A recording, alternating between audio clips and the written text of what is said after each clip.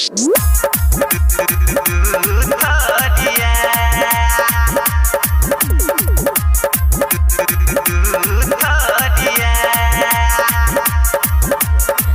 अभी सुन रहे हैं विराट म्यूजिक की शानदार प्रस्तुति।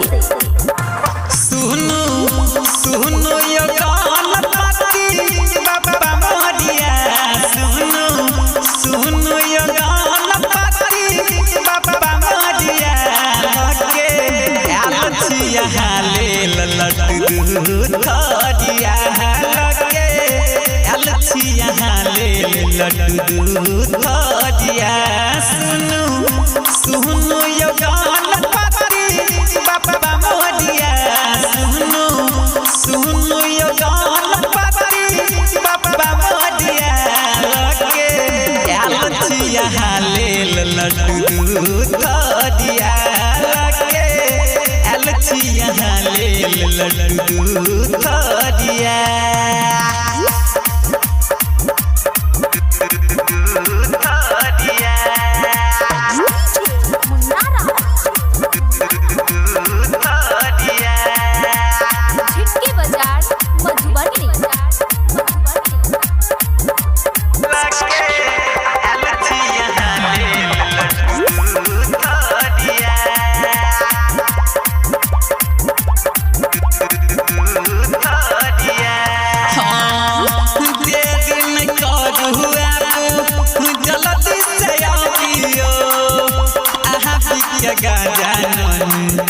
भोग लगाबियो भोग लगाबियो बाबा तेज न करुआ जल्दी से आबियो, हैप्पी के गाजन भोग लगाबियो, लगे अपन मुस्के सहपदिया, लगे अपन मुस्के सहपदिया, आलचिया हाले लड्डू थरिया, लगे आलचिया हाले लड्डू थरिया।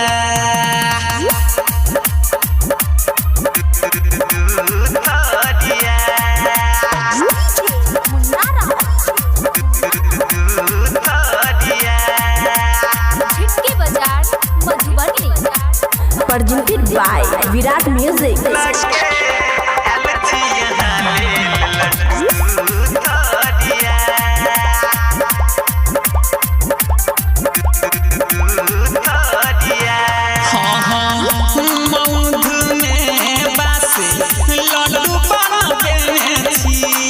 बड़ी मेहनत से आके आसम सजने छी, आसम सजने यो बाबा मधु में बास लड्डू बनबे छी, बड़ी मेहनत से आके आसम सजने छी। राइटर के सब जस रंगले ओडिया, राइटर के सब जस रंगले ओडिया, लगे आलचिया हाले लड्डू थरिया, लगे आलचिया हाले लड्डू थरिया।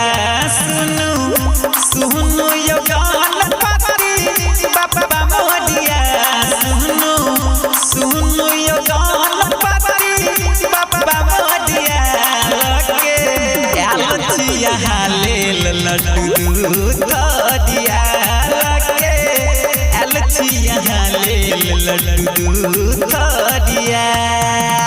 Virat music digital recording studio Yamuna Nagar Jagadhri.